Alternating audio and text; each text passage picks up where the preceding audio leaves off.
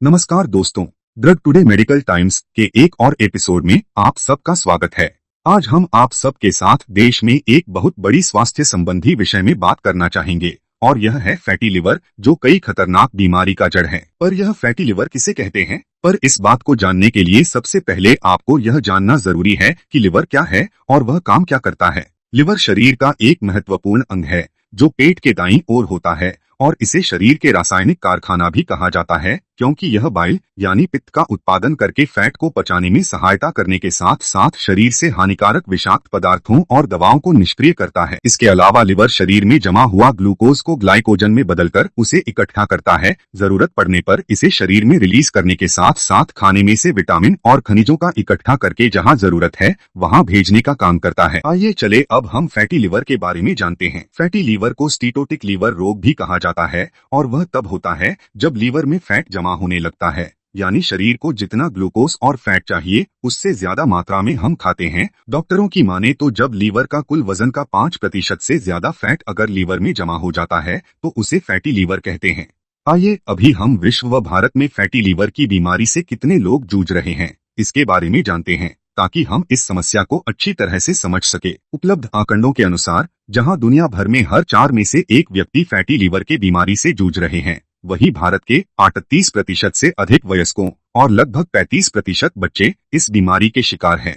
समय के साथ फैटी लीवर के चलते यह वजन बढ़ना, कोलेस्ट्रॉल, हाई ब्लड प्रेशर और कई अन्य दिल से संबंधी समस्याओं जैसी बड़ी सेहत संबंधी विकारों को जन्म दे सकता है। लीवर में फैट क्यों जमता है? अगर हम अपने खाने में बहुत ज्यादा चीनी, फ्रुक्टोज, वनस्पति तेल, शराब या प्रसंस्कृत कार्बोहाइड्रेट जैसे कि पास्ता, नूडल्स आदि लेने लगते हैं, ये खाद्य पदार्थ कोशिकाओं को नुकसान पहुंचाते हैं। उससे हमारा लीवर इंसुलिन रेसिस्टेंट हो जाता है, जिसके चलते वह बढ़ती मात्रा में ट्राइग्लिसराइड्स का उत्पादन करना शुरू कर देता है। इसके परिणामस्वरूप हमारे शरीर के दाहिने हिस्से में कई लक्षण दिख सकते हैं, विशेष रूप से कंधे पर, हमारी गर्दन के दाहिने हिस्से में या दाहिने पसलियों के ठीक ऊपर। और वह है कि फैट जान हमारी आंतों और आसपास के क्षेत्रों के निचले हिस्से में फैल रही है। यदि हमारी तोंद निकलनी शुरू होती है, वह एक संकेत हो सकता है कि हमारी लीवर में जरूरत से ज्यादा फैट जमा हो रहा है। इसके अलावा जब लीवर फैटी होने के चलते पर्याप्त एस्ट्रोजन को फिल्टर करने में विफल रहता है, जो हमारी नसों के वाल्व को नुकसान पहुंचाता है, तो कुछ लोगों की त्वचा पर मकड़ी के जले जैसी की नसें उभरती हैं। इसके अलावा पुरुषों में बड़े या सूजे हुए स्तन फैटी लीवर के कारण अत्यधिक उच्च एस्ट्रोजन स्तर का संकेत देते हैं।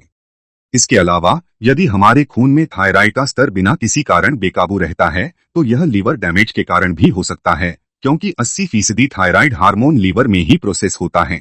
अगर हमारा दाहिना पैर सूजा रहता है लेकिन हमारा बायां पैर ठीक है, तो यह एक और संकेत है कि हमारे लीवर में फैट जम जाने के कारण उसे पर्याप्त मात्रा में खून नहीं मिल रहा है। लेकिन यह याद रखना महत्वपूर्ण है कि कुछ लोगों में वर्षों तक कोई लक्षण नहीं दिखते, भले ही उनको काफी नुकसान होता जा रहा हो। ज्यादा समय पर फैटी लीवर के चलते लीवर में फाइब्रोसिस हो सकता है, जो आगे चलकर सिरोसिस में बदल सकता है, जो दोनों बहुत खतरनाक स्थितियां हैं जो हमारी जान भी ले सकती हैं। सौभाग्य से हमारे लिए लीवर उन कुछ अंगों में से एक है जो सही खाद्य पदार्थों का चयन करने और स्वस्थ जीवन शैली अपनाने पर खुद को पूरी तरह से ठीक कर सकता है। इस वीडियो में हम 5 ऐसे विटामिनों पर चर्चा करेंगे जो आपके लीवर में से फैट हटाने और भविष्य में नुकसान होने से रोकने में मदद करेंगे।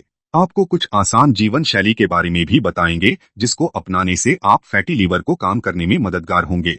यदि आपको कोई बीमारी है तो अपने डॉक्टर से जरूर सलाह लें, क्योंकि इस वीडियो का मकसद सिर्फ आप लोगों को जागरूक करने का है और न कि किसी डॉक्टरी सलाह देने का। इस सिलसिले में पहला नाम आता है कोलिन, जो लीवर के लिए सबसे महत्वपूर्ण पोषक तत्व है। पर सवाल यहाँ आता है कि कोलिन क्या है और इसका लीवर से क्या ताल्लुक है। कोलिन एक महत्वपूर्ण पोषक तत्व है जिसकी इस्तेमाल हमारे शरीर को ठीक तरह से काम करने के लिए होती है। यह विटामिन बी की तरह है और हमारे स्वास्थ्य को अच्छा रखने में कई तरह से मदद करता है और हमारे लीवर के स्वास्थ्य को बनाए रखने में एक महत्वपूर्ण भूमिका निभाता है। चलिए आइए हम समझने की कोशिश करते हैं कि कोलिन हमारे लीवर को स्वस्थ रखने में कैसे मदद करता है। कोलिन लीवर से शरीर के अन्य क्षेत्रों में फैट को पहुंचाने में मदद करके फैट के प्रबंधन में महत्वपूर्ण भूमिका निभाता है, जहां इसका उपयोग ऊर्जा के रूप में किया जा सकता है। यदि पर्याप्त कोलिन नहीं है तो लीवर में फैट जमा हो सकती है, जिससे लीवर में समस्या पैदा हो सकती है। दूसरा, कोलिन हमारे सेल्स यानी कोशिका के झिल्ली के निर्माण और उसे साबुत रखने में महत्वपूर्ण भूमिका निभाता है। लीवर में ये कोशिकाएं महत्वपूर्ण हैं क्योंकि वे इसे मजबूत रखती हैं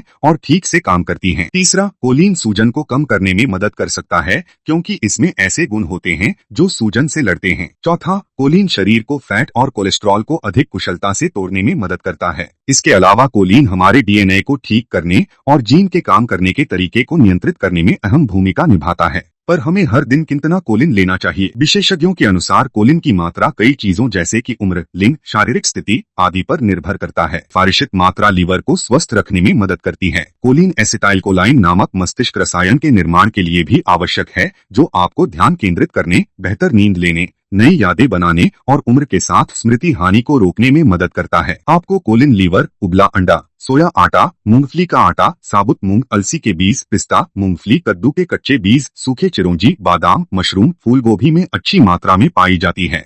दूसरे नंबर में आता है विटामिन डी, जो लीवर को स्वस्थ रखने में बहुत महत्वपूर्ण होता है, पर अक्सर नजरअंदाज किया जाता है। पहले जमाने में जब किसी को पीलिया होता था तो डॉक्टर उन्हें धूप सेकने का सलाह देते थे। अध्ययनों से पता चलता है कि जिन लोगों में विटामिन डी की कमी होती है वे अक्सर फैटी लीवर रोग से पीड़ित होते हैं। विटामिन डी को सनशाइन विटामिन के रूप में भी जाना जाता है क्योंकि हमारा शरीर इसे तब बनाता है जब हमारी त्वचा सूरज की रोशनी के संपर्क में आती है। पर वर्तमान समय में एक व्यापक समस्या यह है कि दुनिया भर में अरबों लोगों में विटामिन डी की कमी होती है, जिसका कारण घर के अंदर काम करना और रहना, कुछ आनुवंशिक बदलाव या सर्दियों के दौरान जब सूरज की रोशनी कम होती है। विटामिन डी को बढ़ाने के लिए हम दैनिक आधार पर विटामिन D3 की 20,000 अंतर्राष्ट्रीय इकाइयां और उसके साथ 200 माइक्रोग्राम विटामिन K2 लेना चाहिए, क्योंकि ये दोनों साथ मिलकर आपके लीवर के कार्य क्षमता को बढ़ाते हैं और साथ ही लीवर के कोशिकाओं में सूजन को कम करने में मदद करते हैं। इसके अलावा यह दोनों विटामिन लीवर के अंदर के दाग धब्बों को बनने से रोकते हैं और लीवर कोशिकाओं को मौजूदा क्षति से पुनर्जीवित करने में भी मदद करते हैं। प्रमुख विटामिन डी और विटामिन के समृद्ध खाद्य में मशरूम, पनीर, मछली, अंडे, सोया दूध, दलिया, बाजरा, दूध, मक्खन, ब्रोकोली, एवोकेडो, कीवी, पपीता, अखरोट और मूंगफली जैसे सूखे मेवे हैं,